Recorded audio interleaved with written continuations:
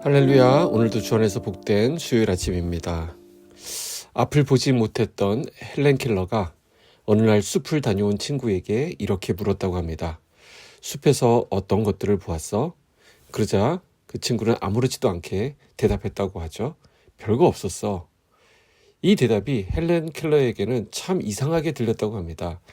왜냐하면 그녀가 손끝으로, 냄새로, 바람으로 느꼈던 숲은 충분히 신비롭고 향기롭고 아름다웠기 때문입니다.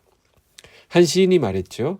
자세히 보아야 예쁜 법이라고 말입니다. 대충 보면은 감동도 그만큼 얕아집니다.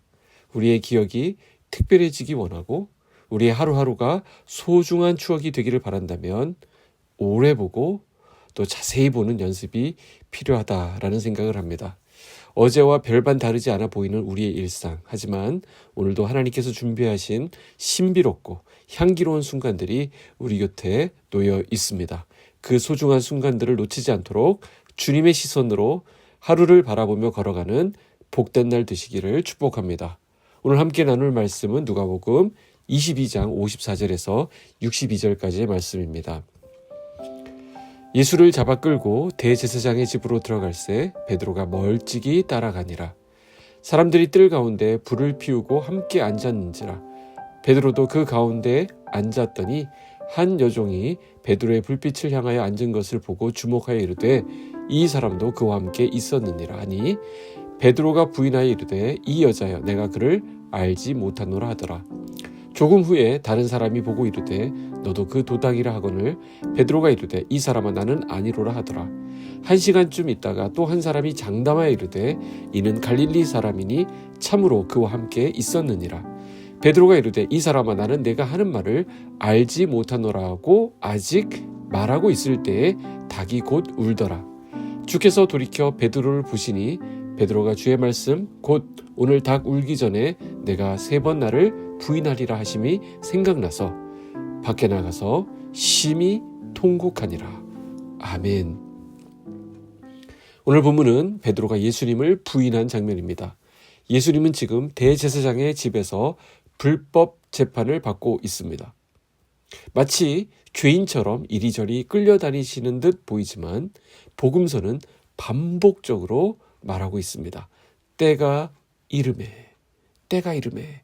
무엇을 말합니까? 예수님은 하나님의 시간표에 따라 즉 6월절이라고 하는 구속의 시간표에 맞추어 지금 이 길을 걸어가고 계시는 것입니다. 6월절은 장자가 죽는 10번째 재앙을 통해서 하나님께서 이스라엘을 구원하신 사건을 기념하는 절기입니다. 그 메시지는 명확하죠. 하나님이 하신다는 거예요. 너희의 구원은 하나님께서 이룬다라는 것입니다. 그런데 우리는 자꾸 내가 뭔가를 해야 한다라는 착각에 빠집니다. 그러나 하나님은 우리의 노력이 아닌 그분의 전적인 은혜로 일하시는 분이십니다. 그런데 오늘 베드로는 자기의 힘으로 주님을 따르려다가 실패를 경험합니다. 내가 오게도 또 죽는 데에도 주님과 함께 가겠다라고 장담했던 베드로입니다. 심지어 다른 사람은 몰라도 나만큼은 절대로 주님을 부인하지 않겠다라고 말했던 베드로입니다. 그런데 예수님은 말씀하셨죠. 오늘 밤 닭 울기 전에 내가 3번 나를 부인하리라. 예수님은 알고 계셨던 것이죠. 베드로의 연약함을. 그런데 우리는 언제나 자기 자신을 과신합니다. 내가 그럴 리 없어. 그건 내가 제일 잘 알아. 하지만 결심은 하지만 실제로는 다르게 되죠. 결심은 시작일 뿐입니다. 지속적인 헌신과 은혜 없이는 그 결심은 이룰 수가 없는 것입니다. 오늘 본문 54절은 말합니다. 베드로가 멀찍이 따라가니라. 가까이서 따르는 것도 아니고요. 멀리서 지켜보는 베드로. 바로 이 모습이 우리의 모습일 수 있다라는 것입니다. 주님을 따른다고 말은 하지만 불이익을 받는 것은 싫고 부담은 피하고 싶고 그래서 주님과 거리 두기를 하면서 애매하게 살아가는 신앙의 모습입니다.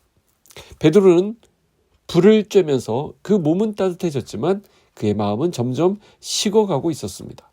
보잘것없는 한 여종의 질문 앞에서조차 겁을 먹고 3번씩이나 예수님을 부인합니다.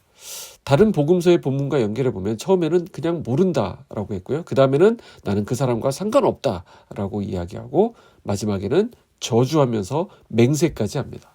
점점 그 강도가 세지는 것을 보게 되죠. 그리고 나서 닭이 울었습니다. 그 순간 베드로는 예수님과 눈이 마주쳤습니다.